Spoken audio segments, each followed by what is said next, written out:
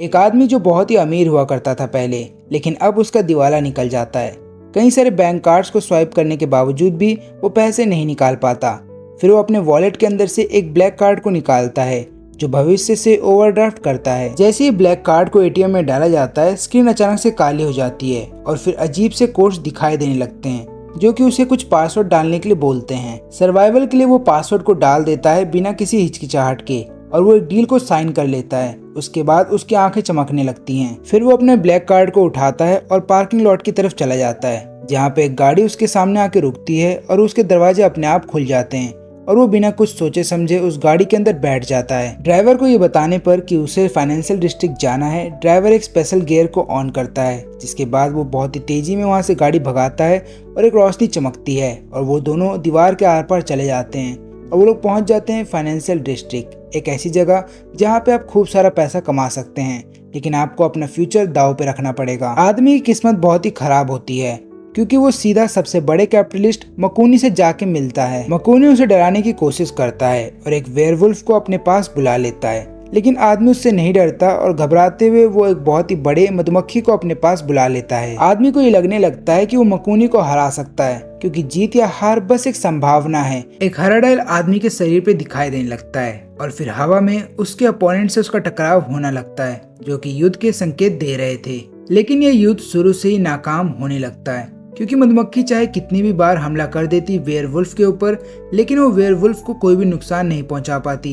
अब अपने आप को हारता हुआ देख आदमी अपने सभी संपत्ति को दांव पे लगा देता है। उसने एक लाइट सेवर निकाला और मकूनी पर वार करने की कोशिश की, लेकिन आसानी से वेयरवुल्फ ने उसके हमले को रोक दिया। मकूनी इस गेम को शुरू से ही जानता है, उसको पता है कि अपने अपोनेंट के साथ उसे कैसे खेलना है और यहाँ पे वो ऐसा ही करता है। उसके एक्सपीरियंस की मदद से वो अपने अपोनेंट को बहुत ही आराम से हरा देता है और 2 मिनट में ही वो सारी संपत्ति जीत जाता है उस आदमी की। इसके बाद वो मधुमक्खी भी वहाँ से गायब हो जाती है और फिर मकूनी एक लाल तीर से हमला कर देता है उस आदमी के ऊपर, जिसके बाद वो आदमी कर्जे में डूब जाता है। निराश होने के बाद वो आदमी अपनी जान दे देता है और जिस ट्रेन के आगे आकर के वो अपनी जान देता है, उसी ट्रेन में हमारा मेन कैरेक्टर किमीमारो बैठा होता है जो कि गरीब और अनाथ होता है और बचपन से ही एक कठिनाई भरी जिंदगी जी रहा है। वो सिर्फ सबसे सस्ती रामेन ही खाया करता था और रोजाना 2 जॉब करता था ताकि वो अपने ट्यूशन की फीस दे सके। जब क्लासमेट्स उसे कहीं पे जाने के लिए बोला करते थे तो वो हमेशा बहाने मार दिया करता था क्योंकि उसके अकाउंट में 10,000 येन से ज्यादा कभी होते ही नहीं थे। गरीब होने का मतलब ये भी है कि जिस लड़की से वो प्यार करता था वो एक अमीर आदमी के साथ चली जाती है।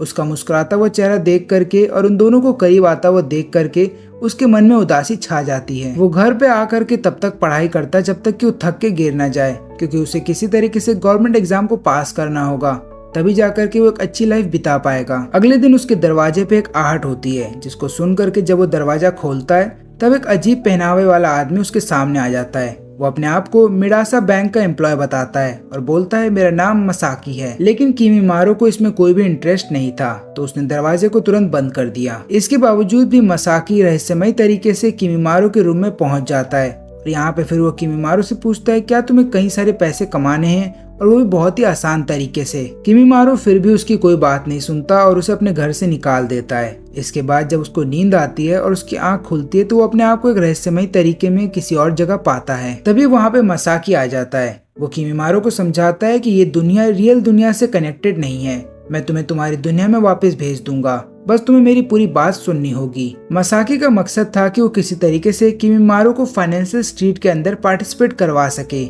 इससे होगा यूं कि मसाकी एक और कॉम्पिटिटर को अपने पास ले आएगा जो कि किमीमारो बनेगा, लेकिन किमीमारो इसके लिए मना कर देता है। वो बोलता है कि मुझे मेरे एग्जाम के लिए तैयारी करनी है और इन सब चीजों पे मैं भरोसा नहीं करता। मसाकी उसे एक और बात बताता है कि तुम यहाँ से चाहे जितना भी पैसा उधार ले सकते हो, बस तुम्हें अपना फ्यूचर गिरवी रखना होगा। किमीमारो फिर से उसे मना कर देता है और बोलता है कि इन सब चीजों पे मैं भरोसा नहीं करता। इसके बाद किमीमारो की जब आंख खुलती है तो वो अपने आप को अपने घर पे पाता है और मिसाकी वहाँ से जा चुका होता है। फिर अगले दिन किमीमारो हर रोज की तरह अपने बैंक अकाउंट से पैसे चेक करने के लिए गया होता है। तब उसे पता चलता है कि उसके बैंक अकाउंट में 5 लाख ट्रांसफर किए गए हैं। अब यहाँ पे किमीमारो को शक होता है कि इतने सारे पैसे उसके पास कैसे आ गए। अब अगले दिन फिर वो उन पैसों में से 10,000 निकाल लेता है और जैसे ही वो 10,000 को निकालता है अपने लिए, तभी वहाँ पे मसाकी फिर से आ जाता है। मसाकी उसे बताता है कि ये सब उसी का प्लान था। यहाँ पे वो पैसे उसी ने ट्रांसफर किए थे किमीमारो के बैंक अकाउंट में ताकि किमिमारू उन पैसों को एक बार छू ले। और जैसे ही किमिमारू ने उन पैसों को छुआ, अब उसको फाइनेंशियल स्ट्रीट में पार्टिसिपेट करना होगा। मिसाकी एक ब्लैक कार्ड भी निकालता है और किमिमारू को देता है और बोलता है कि ये फाइनेंशियल स्ट्रीट के अंदर जाने का टिकट है। ना केवल इतना ही, इसके बदौलत तुम किसी भी एटीएम से खूब सारे पैसे भी निकाल सकते हो, बस तुम्हें अपना फ्यूचर गिरवी रखना होगा। तभी किमिमारू को चक्कर आ जाते हैं और वो बेहोश हो जाता है। लेकिन बेहोश होने से पहले वो एक लड़की को अपने सामने देखता है। जब किमिमारू को होश आता है तब वो मिसाकी के साथ उसी कार में बैठा होता है और चला जाता है फाइनेंशियल स्ट्रीट में। लड़की नकली पैसे का इस्तेमाल कर रही थी, लेकिन दुकानदार को ये असली पैसे जैसा लग रहा था। अजीब बात ये है कि मार्केट के अंदर ये नकली पैसे बहुत ही तेजी से घुस रहे थे और किमिमारू के अलावा किसी को भी इसके बारे में नहीं पता चलता। दयालु होने की वजह से वो कभी भी किसी कस्टमर को एक्स्ट्रा छुट्टे नहीं दिया करता था, जिसकी वजह से उसके सामने खड़े आदमी को उस पर गुस्सा आ जाता है। उसे नहीं पता था, लेकिन किमिमारू के इस एक्शन ने उसकी जान बचा ली, क्योंकि यहाँ पे जो छुट्टे वो देने वाला था वो मिदास बैंक के थे और ये किसी के भी फ्यूचर को खत्म कर सकते हैं। और इन पैसों को केवल वही लोग पहचान सकते हैं जो कि फाइनेंशियल स्ट्रीट के अंदर जाते रहते हैं या फिर उनके अंदर उनकी एंट्री हो चुकी है, और किमिमारू उनमें से ही एक था। बस फिर कल किमिमारू को फाइनेंशियल स्ट्रीट बुलाया जाता है और इस अजीब सी दुनिया को देखने के बाद किमिमारू बहुत ही ज्यादा उत्तेजित हो जाता है। मिसाकी इसका फायदा उठाता है और यहाँ पे वो उसको बताता है कि ये जितने भी अजीब से जीव तुम यहाँ पे देख रहे हो, ये जितने भी प्लेयर्स हैं जो फाइनेंशियल स्ट्रीट के अंदर दाखिला लेते हैं, ये उनके संपत्ति हैं और ये उन्हें लेन देन में मदद करते हैं। यहाँ पे किमिमारू की संपत्ति वो लड़की होती है जिसे उसने पहले देखा था,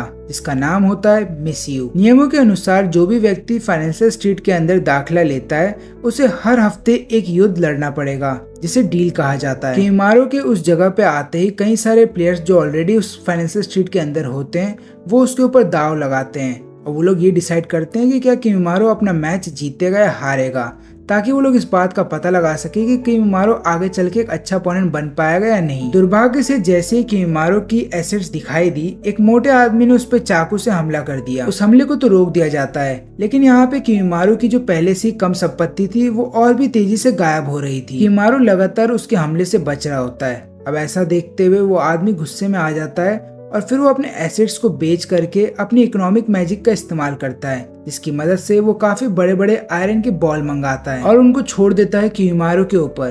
तभी बीच में मिस यू आ जाती है उन सभी बॉल्स को ब्लॉक करने के लिए और हम देखते हैं कि किमिमारू लगातार अब स्ट्रगल कर रहा होता है इस लड़ाई में। इसके बाद किमिमारू डिसाइड करता है कि उसे हार मान लेनी चाहिए, लेकिन यहाँ पे मिस यू उसको थप्पड़ मारती है और बोलती है कि तुम ऐसा मत सोचो और सोचो कि तुम कैसे इस लड़ाई को जीत सकते हो। फिर जब दोनों वहां से भागने की कोशिश कर रहे होते हैं तभी मित्सू के ऊपर अपोनेंट हमला कर देता है और यहाँ पे मित्सू बहुत बुरी तरह से घायल हो जाती है। उसका एक हाथ उन दोनों बॉल्स के बीच में आ जाता है और क्रश कर दिया जाता है। ये देख करके किमिमारू घबरा जाता है, लेकिन मित्सू उसे भागने को कहती है, क्योंकि अगर किमिमारू सुरक्षित रहेगा तभी उनके जीतने की उम्मीद है। उनका जो अपोनेंट था वो बहुत ही ज्यादा अनुभवी था, इसलिए उसने उसका इस्तेमाल किया और यहाँ पे वो मिस यू को भी घायल कर देता है और आगे चल के किमिमारू को भी लगभग घायल कर ही दिया था। लेकिन तभी उनका जो अपोनेंट था वो उसका ध्यान बढ़ जाता है और यहाँ पे मिस यू इसका फायदा उठाती है और किमिमारू के साथ वहाँ से भाग जाती है। फिर उनका अपोनेंट अपने 30 लाख येन का इस्तेमाल करता है अपने इकोनॉमिक मैजिक को और भी ज्यादा स्ट्रॉन्ग बनाने के लिए,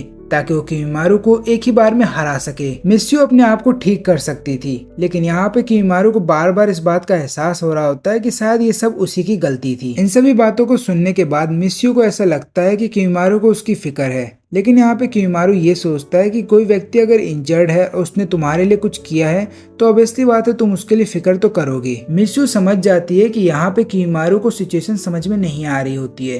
तब मिस यू से समझाती है कि चोट लगने से हमारा जो एसेट्स है वो कम होगा और अगर तुम हमले में अपना निवेश करोगे तो तुम्हें अच्छे रिटर्न्स मिलेंगे और ये सभी इस बैटल के नियम हैं। किमिमारू चाहता था कि मिस यू उसे गाइड करे और उसे बताए कि अब उसे क्या करना चाहिए, लेकिन जब तक वो लोग कुछ कर पाते तब तक उनका अपोनेंट उनके पास आ जाता है और यहाँ पे किमिमारू के ऊपर हमला कर देता है। इस बार मिस यू का पाँव पे हमला होता है, जिसकी वजह से मिस यू का पाँव बहुत ही बुरी तरह से कुचल दिया जाता है और यहाँ पे मिस यू अब जल्दी हील नहीं हो पा रही थी। अब तो किमिमारू की हिम्मत पूरी तरह से टूट जाती है और वो यही सोच में पड़ जाता है कि उसका जो अपोनेंट है वो इस बार किस तरीके से हमला करेगा। और उनका अपोनेंट इस बार पूरे 50 लाख का इन्वेस्टमेंट करता है इकोनॉमिक मैजिक के अंदर, जिससे कि वो बहुत ही बड़ा एक गोला बनाता है, जिससे कि वो एक ही बार में किमिमारू को खत्म कर सके। मिस यू ने भी किमिमारू से बोला कि तुम्हें भी जल्द से जल्द अपने इकोनॉमिक मैजिक का इस्तेमाल करना चाहिए और उसके बाद मिस यू अपने गोल्डन लाइट्स का इस्तेमाल करती है ताकि अपने अपोनेंट पे हमला कर सके।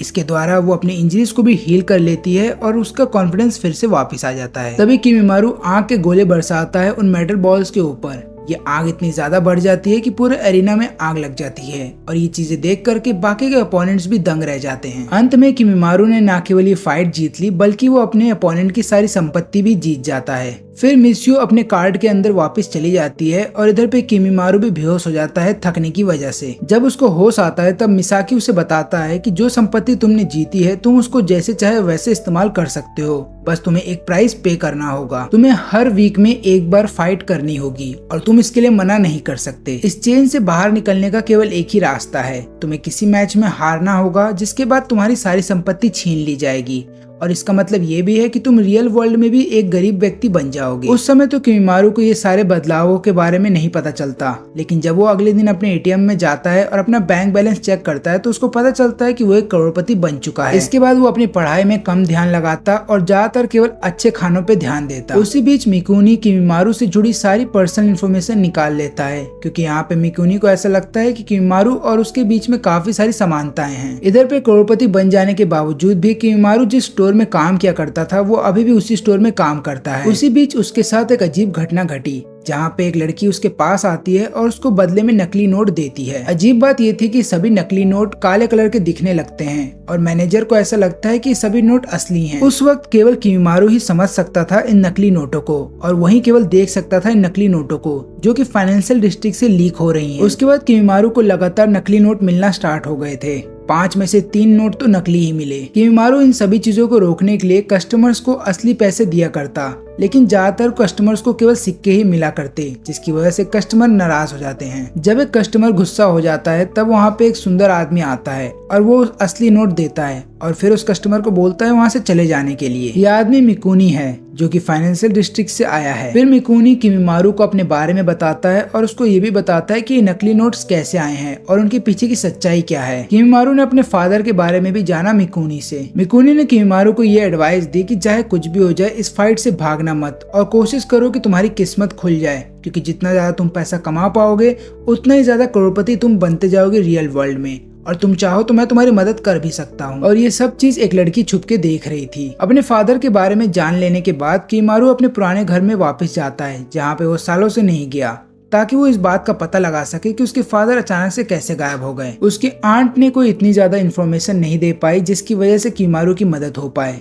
लेकिन किमीमारू को उस घर में एक पुरानी डायरी मिलती है। अजीब बात ये होती है कि उस डायरी के अंदर काफी सारे नंबर्स लिखे हुए थे और उस डायरी के ऊपर मिडास बैंक का लोगो भी था, जिसकी वजह से किमीमारू को ये बात का शक हो जाता है कि कहीं उसके फादर भी फाइनेंशियल डिस्ट्रिक्ट के बारे में जानते थे। किमीमारू तुरंत निकल जाता है फाइनेंशियल डिस्ट्रिक्ट की तरफ ताकि वो मिसाकी से अपने फादर के बारे में और भी इन्फॉर्मेशन निकाल सके। किमीमारू को ऐसा लगता है कि फाइनेंशियल डिस्ट्रिक्ट से वो इसलिए जुड़ पाया क्योंकि उसके फादर भी यहाँ पे पहले आ चुके हैं, लेकिन वो एक हाई स्कूल का स्टूडेंट है जिसकी वजह से उसको ज्यादा चालबाजी करना नहीं आता। तभी मिकुनी वहाँ पे आ जाता है ताकि वो उसकी मदद कर सके और उसको एक ऐसे आदमी से मिलाता है जिसके पास किमीमारू के फादर से जुड़ी इन्फॉर्मेशन थी, लेकिन कोई भी चीज फ्री में नहीं मिलती। इसलिए किमीमारू को सबसे पहले 10 लाख जमा करने पड़ते हैं ताकि वो इस इन्फॉर्मेशन को ले सके। फिर किमीमारू को इस बात का पता चलता है कि उसके फादर भी यहाँ पे एक पार्टिसिपेंट बन के आए थे और उन्होंने काफी सारे डील किए, लेकिन फिर वो अपनी सारी संपत्ति हार जाते हैं, जिसके बाद उन्हें फाइनेंशियल डिस्ट्रिक्ट से निकाल दिया जाता है। इस सदमे को वो बर्दाश्त नहीं कर पाते हैं और वो अपनी जान ले लेते हैं। अपने फादर के पास्ट के बारे में जान लेने के बाद किमीमारू को अब ऐसा लगता है कि अब वो इस दुनिया में अकेला रह गया, लेकिन मिकुनी जिसके साथ ये सब चीजें हो चुकी हैं वो यहाँ पे किमीमारू से बोलता है कि मैं तुम्हारे साथ हूँ। फिर मिकुनी यहाँ पे बताता है कि उसके फादर भी बहुत बड़े कंजूस थे।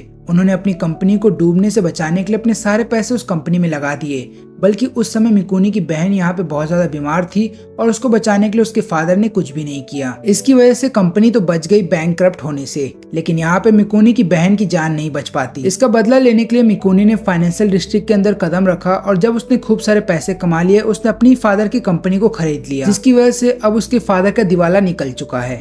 लेकिन यहाँ पे किमीमारू इस बात से उदास नहीं था कि उसके फादर अब नहीं रहे इस दुनिया में। उसको इस बात की ज्यादा चिंता होने लगती है कि इस डायरी के अंदर उसके बारे में या उसकी माँ से जुड़ी कुछ भी चीजें नहीं है। मिकुनी उसे बताता है कि हो सकता है ये तुम्हारी गलतफहमी हो, क्योंकि मेरे फादर केवल पैसे के लिए काम किया करते थे, लेकिन तुम्हारे फादर इसलिए काम करते थे ताकि वो अपनी फैमिली को सपोर्ट कर सके। क्योंकि मिकुनी की नजरों में उन लोगों की इज्जत बहुत ही ज्यादा होती है जो लोग पैसा तो कमाते हैं लेकिन अपने लिए नहीं बल्कि बाकी लोगों के लिए। और वहाँ से जाने से पहले किमीमारू से वो बोलता है कि उन चीजों पे ध्यान दो जो तुम्हारे लिए अब ज्यादा जरूरी है। इसके बाद किमिमारू अपने फादर के बारे में ही सोचने लगता है। रास्ते में क्यू हैरान था कि मिकुनी ने इधर पे किमिमारू से अपने यूनियन को ज्वाइन करने के लिए क्यों नहीं कहा, लेकिन यहाँ पे ऐसा लगता है कि मिकुनी के अपने ही कुछ प्लान हैं। उनकी बातचीत को एक लड़की चुपके से सुन रही होती है, जिसको एक ऑर्गेनाइजेशन के द्वारा भेजा जाता है ताकि वो नजर रख सके मिकुनी के ऊपर, क्योंकि मिकुनी एक नॉर्मल पार्टिसिपेंट नहीं है। इसके अलावा उसके पास बहुत सारा पैसा है और वो अपने देश के इकोनॉमिक पावर पे कंट्रोल रखता है। इसके अलावा उसकी ट्रू आइडेंटिटी अभी भी एक राज है। जल्द ही किमिमारू को फिर से फाइनेंशियल डिस्ट्रिक्ट बुलाया जाता है उसके अगले मैच के लिए, जहाँ पे इस बार उसका अपोनेंट कोई और नहीं बल्कि उसके खुद के एक टीचर हैं। टीचर के खुद के 3 बच्चे हैं और ऊपर से महंगाई इतनी ज्यादा बढ़ जाती है कि टीचर की सैलरी बहुत ही कम पड़ती है। इसलिए अपनी फैमिली को सपोर्ट करने के लिए वो फाइनेंशियल डिस्ट्रिक्ट आते हैं ताकि वो अच्छा खासा पैसा कमा सके। और यही कारण होता है कि टीचर इस मैच को हार नहीं सकता।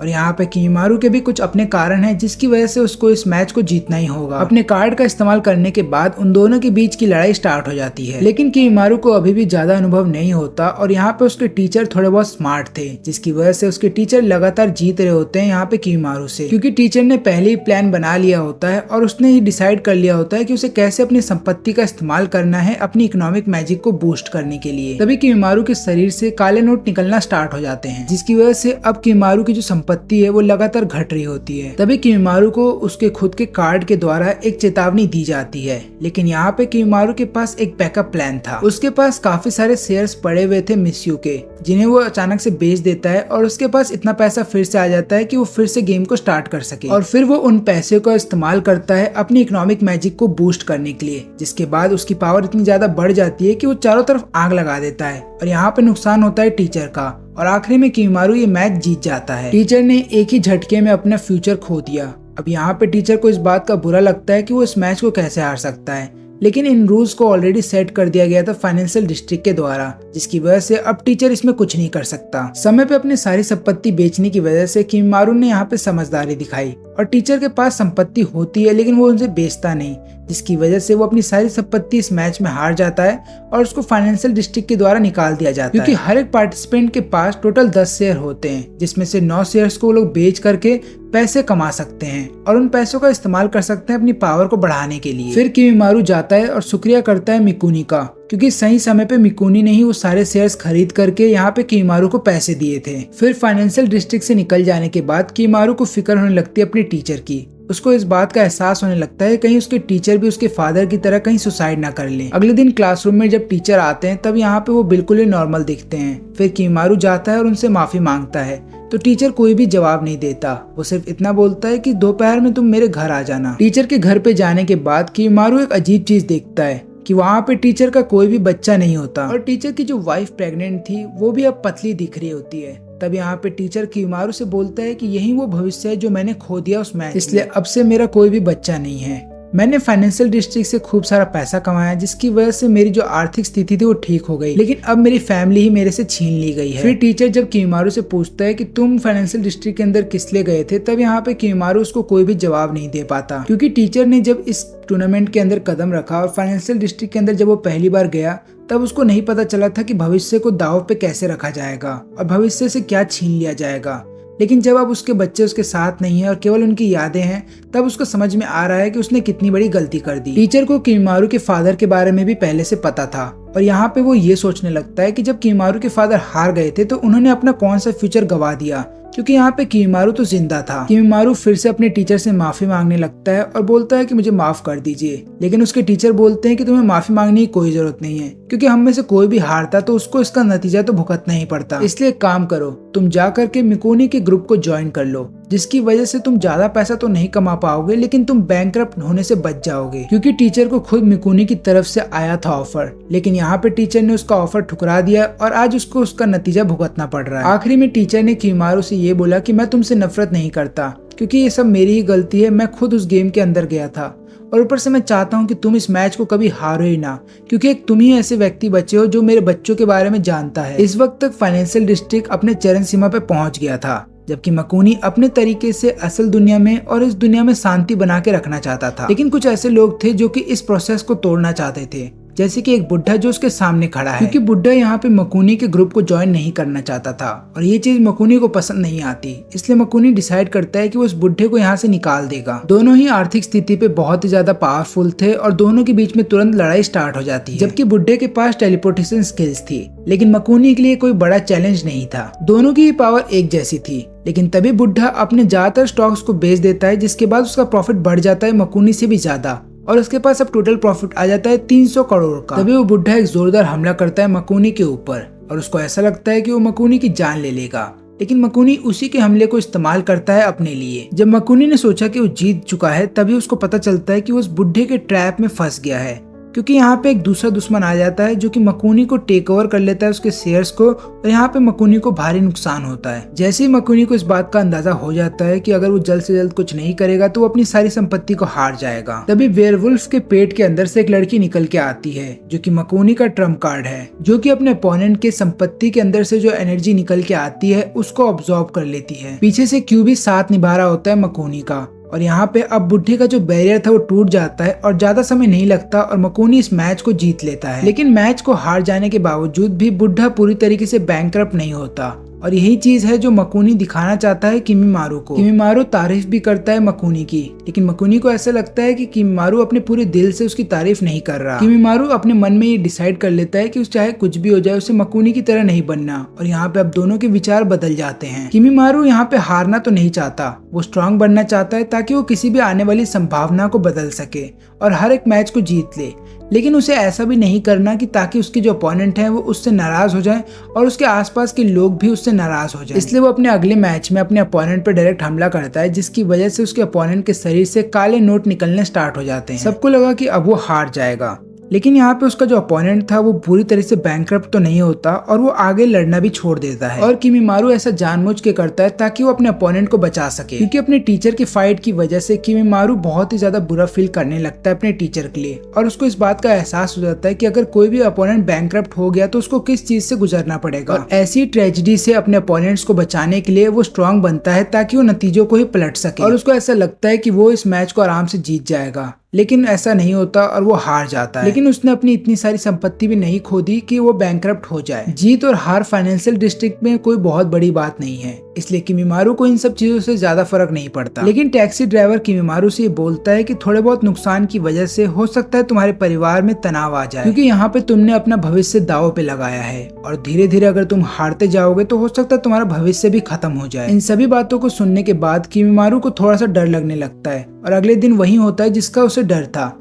यानी कि उसकी जो आंट जो बहुत ही अच्छी थी उन्हें अचानक से हॉस्पिटल में दाखिला लेना पड़ता है और वहीं पे किमीमारू एग्जाम में फेल हो जाता है। लेकिन जिस लड़की पे उसे क्रश था वो एग्जाम में फेल नहीं होती और यहाँ पे फिर किमीमारू अब सोचने लगता है कि कहीं ना कहीं वो हार गया और अब किमीमारू और मिस्यू के बीच में भी दूरियां बढ़ जाती हैं, क्योंकि मिस्यू यहाँ पे गुस्सा होती है किमीमारू की वजह से, क्योंकि वो पिछला मैच अपना हार चुका है। वो चाहती थी कि किमीमारू के पास अगर कोई भी प्लान है किसी भी फाइट के लिए तो वो उसको पहले ही बता दे, ना कि मैच के दौरान बताए। और फिर उन दोनों की बातचीत तुरंत वहीं पे रुक जाती है जब अलार्म बजता है। फिर किमीमारू जाता है और इंस्टेंट नूडल्स बनाने लगता है। अब इंस्टेंट नूडल्स को देख लेने के बाद मिस्यू को ऐसा लगता है कि उसको भी इसे खाना चाहिए और यहाँ पे वो गुजारिश करती है किमीमारू से कि मुझे भी इसे खाने दो। वहीं पे जो बुढ़ा व्यक्ति था जो मकुनी से हार गया था वो फिर से कोशिश करता है मकुनी को हराने की, क्योंकि वो बार बार कोशिश ऐसा करता रहेगा जब तक वो मकुनी को ना हरा दे। और अब अपने नुकसान को भरने के लिए वो दूसरे अपोनेंट्स को ढूंढता है ताकि उनसे अपना लेन देन बढ़ा सके। यहाँ पे मकुनी के खुद के कुछ लोग उसकी मदद करते हैं इस काम में और ये चीज दिखाता है उनका ट्रू नेचर,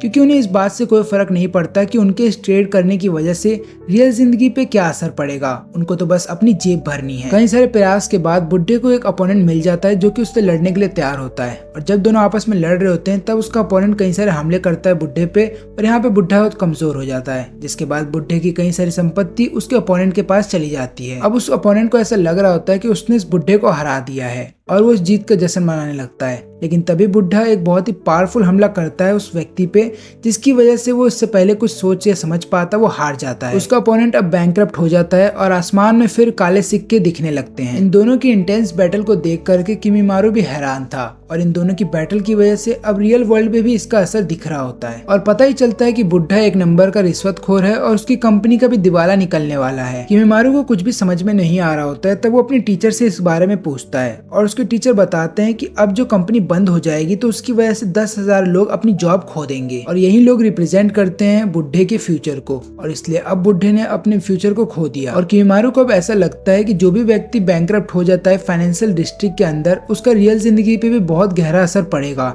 और खासकर तब अगर वो किसी बड़ी कंपनी का मालिक हो। इसके बाद किमीमारू जाता है और मिजुहो से इसके बारे में बात करता है। वो बताते हैं कि किमीमारू बिल्कुल ही इम्प्रैक्टिकल है, वो सही से नहीं सोच पाता है। अगर वो चाहता है कि मैच का आउटकम वही निकले जो वो चाहता है तो उसको सबसे पहले अपने बारे में जानना होगा। तभी एक आदमी किमीमारू के पास आता है और उसको बताता है कि मैं तुम्हें एक ऐसी जानकारी दे सकता हूँ, खासकर एक ऐसी कंपनी के बारे में जिसको जानने के बाद तुम हैरान रह जाओगे। किमीमारू फिर उसको पैसा देता है और फिर वो आदमी बताता है कि एफी फार्मास्यूटिकल जो कंपनी है वो 5 साल पहले स्टेब्लिश की गई थी और वो उस बूढ़े व्यक्ति की सारी कंपनी को अपनाना चाहती थी। और एफी कंपनी का मालिक कोई और नहीं बल्कि मिकुनी था, जिसने इस योजना का असली दुनिया पर प्रभाव को कम करने के लिए किया था। बाद में मिकुनी जब किमीमारू के सामने आता है तब वो अपनी सारी सच्चाई बताता है। मिकुनी बताता है कि मैं चाहता हूँ कि हमारे यूनियन में जितने भी लोग हैं वो सबसे पहले तो मिडस के पैसे को इकट्ठा करें। जब अपने पास अच्छे खासे पैसे हो जाएंगे तो हम डील के प्रभाव को कम करने की कोशिश करेंगे और इसकी वजह से हम इस फाइनेंशियल डिस्ट्रिक्ट के ऊपर कंट्रोल कर सकते हैं, क्योंकि मकुनी की नजर में मिडस बैंक और फाइनेंशियल डिस्ट्रिक्ट को एग्जिस्ट नहीं करना चाहिए। इन सभी चीजों से वो नफरत करता था और वो नहीं चाहता था कि बाजार के अंदर नकली पैसे घुस जाएं। वो इन सबको रोकना भी चाहता था लेकिन रोक नहीं पाया, इसलिए वो डिसाइड करता है कि वो खुद का एक ग्रुप बनाएगा ताकि सबके साथ मिलके काम करे और वो कोशिश करेगा कि संपत्ति के लेन देन को वो किसी तरीके से कम करे, क्योंकि इसका प्रभाव अगर रियल एस्टेट पे बहुत ज्यादा होने लगेगा तो इसकी वजह से उनका स्टेट कोलैप्स कर जाएगा और यहाँ पे वो ऐसा नहीं चाहता था। इसलिए वो कोशिश करता है कि किसी तरीके से मिडस की मनी का इस्तेमाल करे ताकि वो नेशनल बॉन्ड्स को खरीद ले और अपने स्टेट को गिरने से बचा सके। मकुनी का मानना है कि यही एक तरीका है इस चीजों को ठीक करने के लिए। अब उसका ये भी मानना है कि चाहे इसके लिए लोगों की जान चली जाए या लोगों का जॉब जाए, उसको इस चीज से कोई फर्क नहीं पड़ता। किमीमारू को ये आइडिया पसंद नहीं आता क्योंकि उसको ये ठीक नहीं लगती ये बात कि तुम नकली पैसे का इस्तेमाल करोगे रियल वर्ल्ड में ताकि रियल वर्ल्ड में शांति बनी रहे। मिकुनी उससे बोलता है कि एक दिन तुम मेरी सारी बातों को समझ जाओगे। फिर जो आज का जो अपोनेंट था वो भी काफी दमदार दिख रहा था और फिर उन दोनों के बीच में लड़ाई शुरू होने वाली थी। उस आदमी के हाथ में एक ब्लैक कार्ड था जिसकी मदद से सबसे पहले तो उसने एक गेट को ओपन किया, एक गोल्डन आई को, और उसके अंदर से एक एंजल निकल के आती है। इस फाइट में मिस्यू बहुत ही बुरी तरह से घायल हो जाती है और ये चीज देख करके किमीमारू को समझ में आ जाता है कि उसके पास कोई भी चांस नहीं है इस फाइट को जीतने का। लेकिन इस फाइट को रोका जा सकता था क्योंकि इन दोनों की फाइट से पहले वो आदमी आता है किमीमारू से मिलने के लिए और उसको बताता है कि तुम्हारा जो अवतार है मिस्यू वो बहुत ही अच्छी दिखती है और ऊपर से मैं तुम्हारा अगला मैच में अपोनेंट हूँ। वो आदमी आया होता है किमीमारू की मदद करने के लिए। वो किमीमारू से बोलता है कि अगले मैच में मैं तुमसे जानबूझ के हार जाऊंगा और तुम मेरी आधी संपत्ति भी रख लेना। लेकिन किमीमारू को ऐसा लगता है कि ये आदमी मुझे चिढ़ाने के लिए आया है, इसलिए किमीमारू उसकी कोई बात नहीं सुनता और उससे मैच के लिए तैयार हो जाता है। उसने किमीमारू को भरोसा भी दिलाया कि मैं तुम्हें कोई नुकसान नहीं पहुंचाऊंगा, मैं तो बस यहाँ पे तुमसे बात करना चाहता हूँ क्योंकि आप फाइट के बीच में सरेंडर कर सकते हैं। लेकिन आज तक किसी ने भी सरेंडर नहीं किया है। आदमी का मानना था कि लगातार संपत्ति को बेचने से और दूसरी की संपत्ति खरीदने से रियल जिंदगी पे इसका बहुत ही गहरा असर पड़ता है, इसलिए हमें सबसे अच्छा ऑप्शन यही रहेगा कि हम लड़ाई छोड़ दें। किमीमारू को ना हिलता देख उस आदमी ने अपना बिजनेस कार्ड दिया किमीमारू को। किमीमारू को तब इस बात का एहसास हुआ कि उसने इस आदमी को कहीं देखा है और फिर बाद में एक मैगजीन पढ़ने के दौरान उसे इस आदमी की असलियत पता चली। इस आदमी का नाम है जिनोजा, जो कि एक ऐसी ऑर्गेनाइजेशन चलाती है जो कि लोगों की हेल्थ और एजुकेशन में मदद करती है। इतने बड़े पद पे होने के बावजूद भी जिनोजा कभी घमंड नहीं करता और लोगों की हमेशा मदद करता, इसलिए लोग भी उसे पसंद करते थे। काम के बाद किमीमारू यही सोच रहा होता है कि जिनोजा आखिरकार ऐसे बिहेव क्यों कर रहा है। अचानक एक गाड़ी उसके सामने आके रुकती है और ड्राइवर वहाँ से बताता है किमीमारू को कि तुम्हारी आंट ने एक क्रिटिकल इलनेस का नोटिस दिया है। किमीमारू को धोखा दिया जाता है और लड़की अपना नाम जेनिफर बताती है। उसने कहा कि उसे फाइनेंशियल डिस्ट्रिक्ट के बारे में पूरी जानकारी है और वो ये भी बताती है कि वो एक अंडरकवर एजेंट है जिसे एक इंटरनेशनल ऑर्गेनाइजेशन ने यहाँ पे भेजा है कुछ जानकारी इकट्ठा करने के लिए। उसने कहा कि मकुनी जिस योजना पे काम कर रहा है वो गलत है क्योंकि जितने भी लोगों के हाथ में मिडास की तरफ से पैसा आएगा उतने लोगों का भविष्य छीन लिया जाएगा। जेनिफर बताती है कि वो चाहती है कि वो पूरी तरीके से फाइनेंशियल डिस्ट्रिक्ट को खत्म कर दे और इसके लिए वो किमीमारू की मदद चाहती है। किमीमारू इन सभी चीजों से अनजान था तो वो डिसाइड करता है कि वो सिनोजा को सबसे पहले ढूंढेगा। सिनोजा बताता है कि अभी तो तुम्हें हर चीज ठीक दिख रही है, लेकिन जैसे जैसे मिडास के जो पैसे हैं वो रियल जिंदगी में आना स्टार्ट हो जाएंगे और लोगों तक पहुंचना स्टार्ट हो जाएंगे तो धीरे धीरे संतुलन मिट जाएगा। ये सब मकूनी के ग्रुप की वजह से हो रहा है, क्योंकि वो लोग चाहते तो हैं कि किसी तरीके से ट्रांजैक्शंस को कम किया जाए ताकि उसका असर जो है रियल जिंदगी पे कम हो, लेकिन जितने भी ट्रांजैक्शन धीरे धीरे हो रहे हैं उसकी वजह से दुनिया छोटी बनती जा रही है। क्योंकि तुम अगर ध्यान दोगे अपने फ्यूचर को बचाने के लिए तो तुम अपना प्रेजेंट खो दोगे। किमिमारू इन सब चीजों से डर जाता है क्योंकि उसे पता है कि अगर फाइनेंशियल डिस्ट्रिक्ट को अब रोका नहीं गया तो वो और भी लोगों के भविष्य को खत्म कर देगा। फिर शिनोजा किमिमारू को एक अनोखी चीज दिखाता है। एक दरवाजा खोलने के बाद उन्हें एक दीवार दिखाई देती है जहाँ पे बच्चों की ड्रॉइंग थी और बच्चों के गिफ्ट दिए गए थे शिनोजा को, जिन बच्चों की शिनोजा ने मदद की थी। क्योंकि ये सभी ड्राइंग्स भविष्य को दिखाती है तो यहाँ पे वो सभी लोगों को ये चीज दिखाता है। लेकिन जब शिनोजा एक मैच हार जाता है तब यहाँ पे ये ड्राइंग बदल जाती है और फिर शिनोजा ये चीज दिखाना चाहता था कि केवल तुम्हारा भविष्य नहीं बदलेगा मैच को हार जाने पे, बल्कि तुमसे जुड़े लोगों का भी भविष्य बदल जाएगा। बाद में किमिमारू मिकुनी के पास गया और उससे पूछने पर उसको पता चलता है कि मिकुनी ने पहले शिनोजा को हराया था। मिकुनी का ये मानना था कि हम अपने भविष्य को वैसा ही बनाते हैं जैसा हमारा प्रेजेंट है, यानी कि हम अपने भविष्य को कैसे भी बना सकते हैं, बस हमें अपना प्रेजेंट को सुधारना है। अगले दिन किमिमारू डिसाइड करता है कि वो लड़ेगा, लेकिन दोनों की पावर में बहुत ही ज्यादा फर्क होता है, जिसकी वजह से किमिमारू चाहे कितने भी हमले कर ले वो बेकार था और अब उसको कोई भी रास्ता नहीं दिख रहा होता है तो वो डिसाइड करता है कि वो अपने अपोनेंट पर डायरेक्ट हिट करेगा। फिर ये दोनों एक होकर के लड़ने लगते हैं और फिर किमिमारू अपने इकोनॉमिक मैजिक का इस्तेमाल करता है और एट लास्ट वो जीत जाता है। हालांकि शिनोजा ये मैच हार चुका था लेकिन वो बैंकरप्ट नहीं होता, उसे सिर्फ अपना काम छोटा करना था और नए तरीके से शुरू करना था। लड़के ने बस एक नोट लिया जिसे एक तेज हवा ने उड़ा दिया और वो नकली नोट में बदल जाता है। किमिमारू ने सोचा कि वो उस लड़के को फिर से पैसे देगा, लेकिन तभी एक ग्लिच होता है और वो लड़का गायब हो जाता है, जिसके बाद उसकी माँ भी उसे याद नहीं करती। ये भविष्य को हद से ज्यादा इस्तेमाल करने का नतीजा है, क्योंकि काफी सारे इन्वेस्टर्स ने अपने भविष्य को दांव पे लगाया है, जिसकी वजह से एक इकोनॉमिक क्लैप्स होता है और साउथ एशिया में अचानक से बहुत ही गिरावट आ जाती है पैसों की। सारे देश ऐसे थे जो वर्ल्ड के मैप से ही गायब हो जाते हैं और इसका असर अब जापान पे भी दिखना स्टार्ट हो जाता है। किमिमारू समझ जाता है कि कुछ ना कुछ तो गड़बड़ है, लेकिन इसको रोकने के लिए वो कुछ नहीं कर सकता था। घर जाने के दौरान वो देखता है कि बेरोजगारी के कारण काफी लोग बेघर हो गए थे, क्योंकि आर्थिक स्थिति अब बहुत ज्यादा खराब हो जाती है कई सारे देशों की, जिसकी वजह से अब कंपनीज के पास पैसे ही नहीं होते लोगों को देने के। हालांकि मकुनी ये सब चीजें देख रहा था, तब वो डिसाइड करता है कि मिडासा के पैसों का इस्तेमाल करेगा मार्केट में ताकि ये सब चीजें ठीक कर सके, क्योंकि उसको ऐसा लगता है कि ये सभी चीजें केवल टेम्परेरी है। इसी दौरान जो टीचर पूरी तरह से बर्बाद हो चुका था वो इन चीजों को अब झेल नहीं पाता। किमिमारू सही समय पे आता है और अपने टीचर को ये काम करने से रोक देता है, लेकिन किसी को खोने का गम किमिमारू कैसे समझ पाता। टीचर को वो समझाता भी है कि आप दुखी ना हो, सब चीज ठीक हो जाएगा और बहुत ही जल्द आप फिर से नॉर्मल हो जाएंगे। लेकिन यहाँ पे टीचर उसकी बात नहीं सुनता और फिर से सुसाइड करने चला जाता है। किमिमारू अपने टीचर को रोक देता है और फिर बोलता है कि आप इतनी जल्दी हार मत माने, मैं वादा करता हूँ कि मैं इस फाइनेंशियल डिस्ट्रिक्ट को रोक के रहूंगा ताकि किसी और का फ्यूचर अब बर्बाद ना हो। किमिमारू चला जाता है फाइनेंशियल डिस्ट्रिक्ट में मसाकी से मिलने के लिए। वो मसाकी को बोलता है कि तुम टीचर का जो फ्यूचर है उसे वापस कर दो, मैं वादा करता हूँ कि तुम्हें 100 गुने पैसे ला करके दूंगा और मैं अपनी सारी संपत्ति भी तुम्हें दे दूंगा। तब मसाकी बताता है कि मैं ऐसा नहीं कर सकता, क्योंकि ये सब गॉड के द्वारा किया जा रहा है और तुम इन चीजों को बदल नहीं सकते हो। किमिमारू को जब ये सारी बात पता चलती है तो वो अपने टीचर को ये बात बताने के लिए जाता है, लेकिन तभी उसे पता चलता है कि उसके टीचर का एक कार एक्सीडेंट में मौत हो जाती है। किमिमारू बहुत ही ज्यादा दुखी हो जाता है, उसको कोई भी उम्मीद नजर नहीं आ रही होती है। तभी वो जब अकेले चल रहा होता है तभी उसे एक ब्रोकर मिलता है और फिर वो उस ब्रोकर से पूछता है कि ये कॉन्सेप्ट क्या है जहाँ पे तुम लोग लोगों को पैसे देते हो और उनका फ्यूचर ले लेते हो। ब्रोकर सीधा बताता है कि हमें पैसे पे ज्यादा भरोसा है, ना कि किसी इंसान के फ्यूचर पे। उसी समय किमिमारू अचानक से बेहोश होने लगता है और उसको भविष्य की थोड़ी बहुत झलक दिखती है। जब उसकी आंख खुलती है तो वो फिर से टैक्सी में अपने आप को बैठा पाता है। वो फाइनेंशियल डिस्ट्रिक्ट आया होता है ताकि वो मिडास बैंक को पूरी तरह से जला दे और उसके सारे पैसे को भी खत्म कर दे, और फिर वो सभी पैसे को एक साथ इकट्ठा करता है और उनमें आग लगा देता है। उसका मानना था कि इन पैसों को कोई हक नहीं मिलता कि वो किसी के भविष्य को छीन ले, क्योंकि भविष्य बहुत ज्यादा इंपॉर्टेंट है पैसों से भी। जेनिफर ये सब चीजें देख रही थी और उसको ऐसा लगता है कि ये चीजें बेकार हैं। पैसों को जला देने के बावजूद भी मिडास बैंक को या फिर फाइनेंशियल डिस्ट्रिक्ट को कोई भी नुकसान नहीं पहुंचता, क्योंकि मिडास बैंक के जो क्रेडिट कार्ड्स हैं वो अभी भी लोगों के बीच में हैं, जिसकी वजह से जितना ज्यादा लोग उस क्रेडिट कार्ड का इस्तेमाल करेंगे उतने ही सारे पैसे इनके पास आते रहेंगे। वो किमिमारू से बोलती है कि तुम्हें जो भी करना है जल्दी करना होगा, क्योंकि अगर हमने अब देर कर दी तो हमारी कंट्री पूरी तरह से डिस्ट्रॉय हो जाएगी। किमिमारू तुरंत जाता है मिकुनी के पास और बोलता है कि तुम्हारा तरीका गलत है,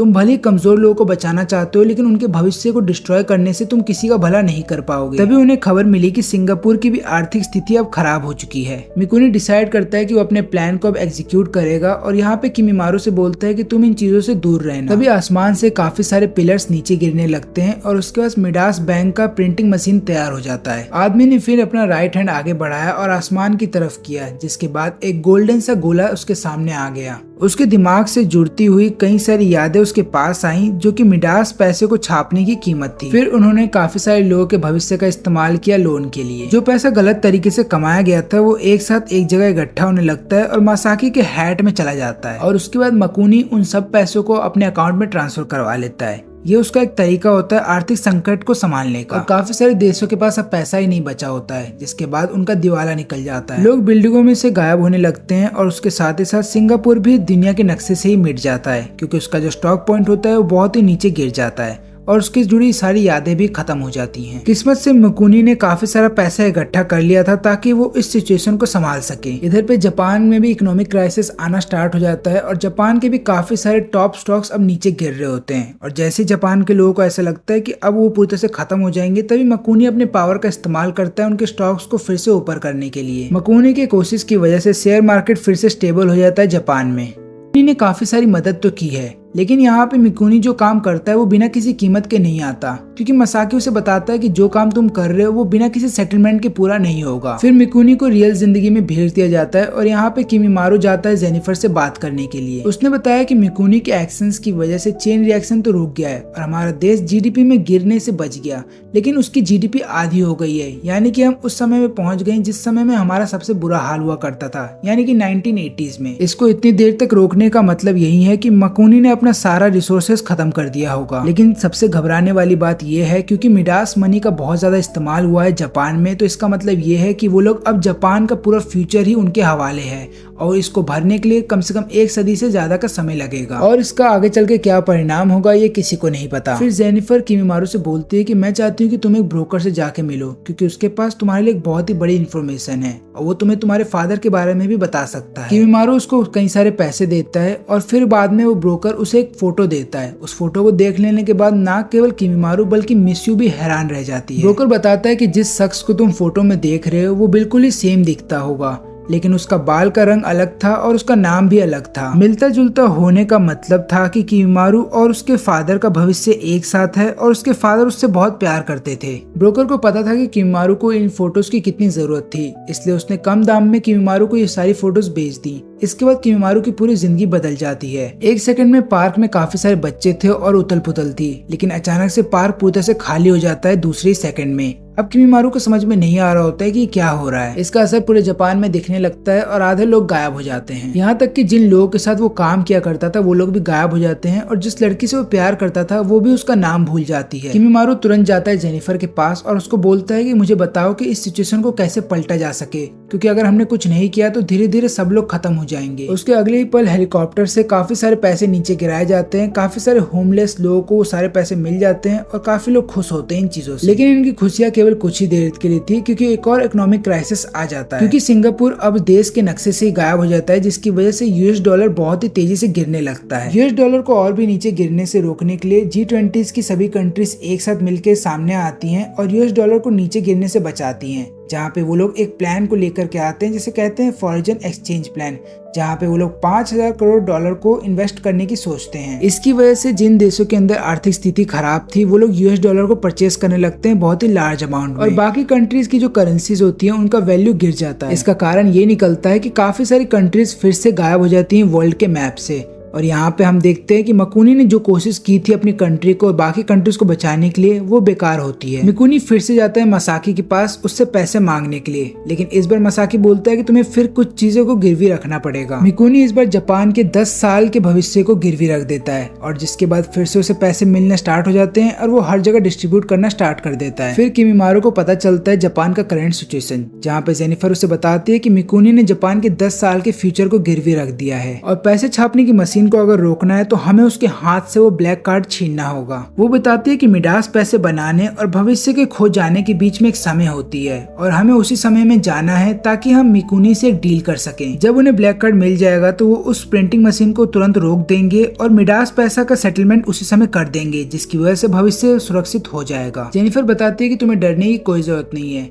भले ही यहाँ पे मकुनी के पास बहुत सारी संपत्ति हो अपने मैच में लगाने के लिए और फाइट करने के लिए, लेकिन उसका एक वीकनेस है। उसकी ताकत बस इसलिए है क्योंकि उसके पास काफी सारा पैसा है। उसके पास जितना भी पैसा है वो येन है और हमें किसी तरीके से उसकी वैल्यू को कम करना होगा। अगर उसकी वैल्यू को हम कम कर देंगे तो उसके पास जितनी संपत्ति उसकी वैल्यू भी कम हो जाएगी और वो हार सकता है। और हो सकता है मिकुनी के ग्रुप मेंबर्स इसमें इंटरफेयर करेंगे, इसलिए तुम उनको संभाले रखना। तब तक मैं जाऊंगी मिकुनी से डील करने के लिए। इसके बाद हम देखते हैं कि फिर से हेलीकॉप्टर्स के द्वारा लोगों के बीच में पैसे बांटे जा रहे हैं, लेकिन तभी उनके बीच में एक न्यूज आती है जहाँ पे उनको बताया जाता है कि येन की वैल्यू गिर रही है, जिसके बाद हर कोई यूएस डॉलर से उसे एक्सचेंज करने लगता है। तभी किमीमारू उस जगह पे पहुंच जाता है जहाँ पे एटीएम में अपने पैसे निकाल रहा होता है मिकुनी, ताकि वो उससे उसका ब्लैक कार्ड ले सके। इधर पे मकुनी और जेनिफर के बीच में डील हो जाती है जहाँ पे मकुनी अब लड़ेगा जेनिफर से। अब यहाँ पे मकुनी सोचता है कि उसे नहीं लड़ना चाहिए जेनिफर से, लेकिन तभी मसाकी उसे बताता है कि अगर तुम उससे लड़ोगे नहीं और तुम मना कर देते हो तो तुम्हारी ऐसी भी आधी संपत्ति उसकी हो जाएगी, तो तुम्हें ना चाहते हुए उससे लड़ना पड़ेगा। इधर पे किमीमारू का सामना होता है गिजार से, जो कि यूनियन का एक मेंबर होता है और गिजार को पता होता है कि किमीमारू आगे चल के उन्हें धोखा देगा। अब किमीमारू की जब फाइट उससे होने वाली होती है तो यहाँ पे किमीमारू को पता होता है कि वो मिस्यू का इस्तेमाल नहीं कर सकता, क्योंकि अभी मिडास के कई सारे पैसे को निकाला गया है और काफी सारे ट्रांजैक्शन हुए हैं, जिसकी वजह से मिस्यू बहुत ही कमजोर है। इसलिए किमीमारू सोचता है अकेले लड़ने की। वो अपने इकोनॉमिक मैजिक का इस्तेमाल करता है उससे लड़ने के लिए। तभी गिजार कई सारे रोबोट्स को भेज देता है उससे लड़ने के लिए। किमीमारू बहुत ही कमजोर होता है, इसलिए वो बहुत ही जल्द हार जाता है। उसको बहुत सारी चोटें भी लगती हैं, लेकिन मिस्यू केवल उसे देख ही सकती थी। तभी गिजार उस पर फिर से हमला कर देता है, इससे पहले कि किमीमारू रिकवर कर पाए। लेकिन क्योंकि गिजार के रोबोट्स ने हमला किया होता है किमीमारू पे, तो उनके रोबोट्स को भी काफी सारा नुकसान पहुंचता है। किमीमारू डिसाइड करता है कि यही उसके पास एक मौका है गिजार को हराने का, और वो बहुत ही पावरफुल पंच से उस पर हमला करता है, जिसमें कि गिजार को चोट तो लगती है, लेकिन यहाँ पे किमीमारू भी घायल हो जाता है। तभी मिस्यू आ जाती है बीच में किमीमारू को बचाने के लिए। किमीमारू नहीं चाहता था मिस्यू का इस्तेमाल करना, लेकिन मिस्यू नहीं देख पा रही होती है किमीमारू को पिटते हुए। फिर मिस्यू अपने सबसे पावरफुल मैजिक का इस्तेमाल करती है और गिजार को एक ही बार में हरा देती है। लेकिन इस हमले से वो बहुत ज्यादा थक जाती है, तो वो अपने कार्ड के अंदर वापस चली जाती है। किमीमारू जब तक जेनिफर के पास पहुंचता है तो उसे पता चलता है कि जेनिफर हार चुकी है और यहाँ पे मिकुनी जीत गया है। लेकिन फिर वो डिसाइड करता है कि वो मिकुनी से खुद ही लड़ेगा और जेनिफर फाइट होने से पहले अपनी आधी संपत्ति किमीमारू को दे देती है। लेकिन किमीमारू अभी भी बहुत ही कमजोर होता है मिकुनी से लड़ने के लिए, इसलिए मसाकी उसके कार्ड को ब्लैक कार्ड में बदल देता है ताकि दोनों लड़ सके। दोनों की जैसी लड़ाई स्टार्ट होती है, यहाँ पे दोनों ही अपने इकोनॉमिक मैजिक का इस्तेमाल करते हैं, लेकिन मिकुनी अभी भी बहुत पावरफुल होता है किमीमारू से, इसलिए वो उसको बहुत ही आराम से हरा देता है। ये सब चीजें देख करके मिस्यू अपने कार्ड से बाहर आ जाती है ताकि वो किमीमारू का साथ दे सके। मिस्यू मिकुनी के काफी सारे स्ट्राइक्स को रोक देती है और उसके हमलों को भी, लेकिन बीच में फिर मिकुनी एक ऐसा हमला करता है जहाँ पे मिस्यू फंस जाती है एक जगह पे और उसकी पावर को खींचा जा रहा होता है, लेकिन मिस्यू सही समय पे वहाँ से निकल जाती है। किमीमारू जॉर्जी को समन भी करता है अपनी मदद के लिए, लेकिन वो फिर भी हार जाता है मिकुनी से। फिर मिकुनी डिसाइड करता है कि वो अब एक ही बार में वो हरा देगा किमीमारू को और उसको खत्म कर देगा और उस पर हमला भी करता है। लेकिन जॉर्जी फिर बीच में आ जाती है और यहाँ पे किमीमारू को समय मिल जाता है वहाँ से भागने का। मिकुनी चाहता था कि आगे चल के किमीमारू उसकी जगह ले, लेकिन अब किमीमारू क्योंकि उसके खिलाफ हो गया तो यहाँ पे मिकुनी को उसकी जान लेनी होगी। तभी मिकुनी क्यू से बोलता है कि अपने पावरफुल मूव का इस्तेमाल करो और किमीमारू को खत्म करो।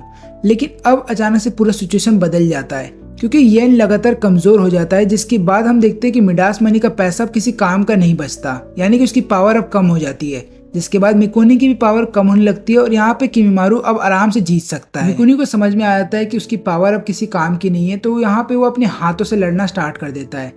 दोनों जब आपस में लड़ रहे होते हैं तब मिकुनी बार बार उससे बोलता है कि तुमने मुझे धोखा क्यों दिया, तुम अगर मेरा साथ देते तो आज हमारी दुनिया अलग होती। किमीमारू बताता है कि मैं तुम्हारा साथ इसलिए नहीं दिया क्योंकि तुम केवल फ्यूचर बचाने के बारे में नहीं सोच रहे हो, केवल प्रेजेंट का देख रहे हो, लेकिन शायद तुम्हें यही नहीं पता कि तुमने प्रेजेंट को इतना बेकार कर दिया है कि अब किसी का कोई फ्यूचर ही नहीं बचेगा। और आखिरी में किमीमारू मिकुनी को हरा देता है। वहीं पे येन की लगातार वैल्यू कम हो जाती है, जिसकी वजह से मिडासा करेंसी पूरी दुनिया से खत्म हो जाती है। फिर किमीमारू मसाकी से बोलता है कि जो प्रिंटिंग मशीन का काम था उसको रिवर्स कर दो, यानी कि जो वो काम पहले कर रही थी अब उसका उल्टा करो। फिर ब्लैक कार्ड सीधा चला जाता है उस प्रिंटिंग मशीन के अंदर, जिसके बाद वो उसके साथ मिल जाता है और यहाँ पे किमीमारू ने अपने फ्यूचर को बचा लिया। किमीमारू की जब आंख खुलती है तो फिर से वो अपने रियल जिंदगी में वापस आ जाता है। फिर जब किमीमारू बाहर निकल के देखता है तो वो देखता है कि अब सभी लोग वापस आ गए हैं और फिर से पार्क में बच्चे खेल रहे हैं। उसे एक और बात ये पता चलती है कि येन अब पूरी तरह से खत्म हो गया है और उसकी जगह किसी और करेंसी को इंट्रोड्यूस कर दिया गया है।